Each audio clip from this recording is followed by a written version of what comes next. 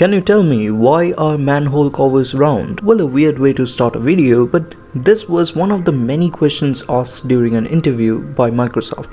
So here are the top 13 things that you never knew about this tech giant. The campus is full of rabbits. Years ago, someone dumped some unwanted pet rabbits on their land around the Microsoft corporate campus. It wasn't long before the rabbits began to do what rabbits do the best, and soon they started multiplying rapidly. At one point, the situation got out of control that the Microsoft staff had to take actions to stop them. Despite taking these actions to tackle the rabbit problem, there are still plenty on the campus to this day. Bonus: Google has their goats. Microsoft's favorite food is pizza. Microsoft has around 35 cafeterias serving around 37,000 people every day. Pizza tops the list of their most popular meal. Microsoft really likes to use codenames. Ever since the company's first operating system, Microsoft has worked on its projects under codenames, of which Wikipedia has a long list. Apparently, Gates was ready to launch Windows under the name of Interface Manager before he was persuaded to change it by an employee. Past codenames include Longhorn, Lone Star, and Vienna. While you might be tempted to add Mojave to the list, but it is a part of a Microsoft ad campaign. The Mojave experiment was a marketing exercise that battled Vista's poor PR by presenting the software to the new users as a fresh product. By the way, here is another question for you. Can you design a coffee maker that will be used by astronauts? Microsoft is rich, right? But how much in numbers? Well, in 2021, they have already made 61.27 billion US dollars. That counts to 185.97 USD for every person living in the United States.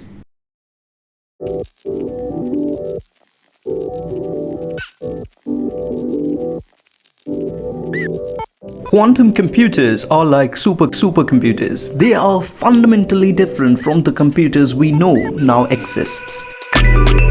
Instead of bits that store in zeros and ones differently, they use quantum qubits that can represent zeros or ones by their unit. But these qubits are fragile. Even the slightest interference can cause the qubits to collapse.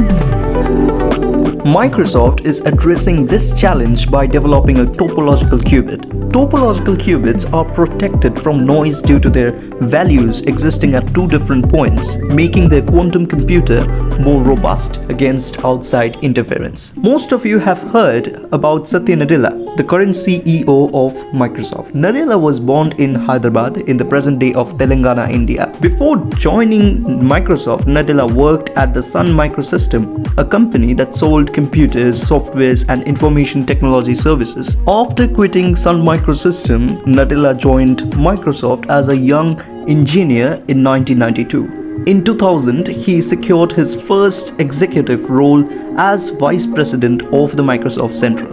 Microsoft and Bosch has partnered to build a vehicle platform to streamline and accelerate the development and deployment of vehicle softwares for cars. The platform will run on the technology giant's cloud service and have software modules for the German auto component maker. The duo plans to integrate cars with the cloud to allow software downloads to happen easily and to reduce technical complexities in the development. There are several old apps which are currently present on Windows. One of them is dialer.exe that allows you to make phone calls. Well, you need to have a configured modem, which is not a big feature of modern computers.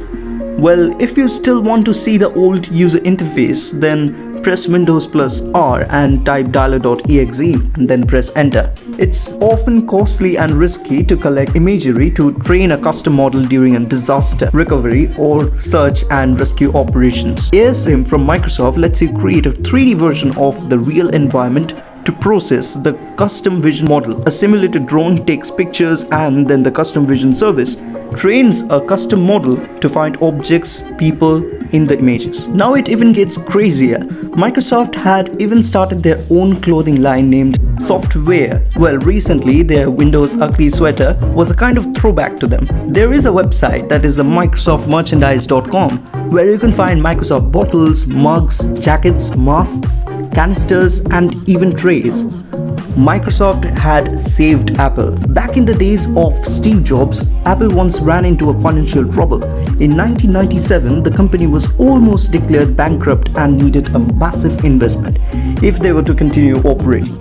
It was Microsoft that became the savior as a company and invested $150 million in their rival. Steve Jobs had the unfortunate job of announcing the investment when he made his first stage appearance as the CEO of Apple. The news was received with boos from the audience.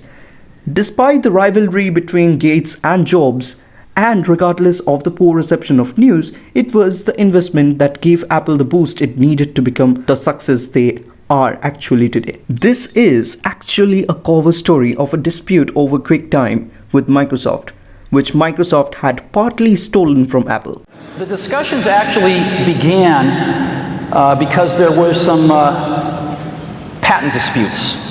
And rather than repeating history, I'm extremely proud of both companies that they have resolved these differences in a very, very professional way.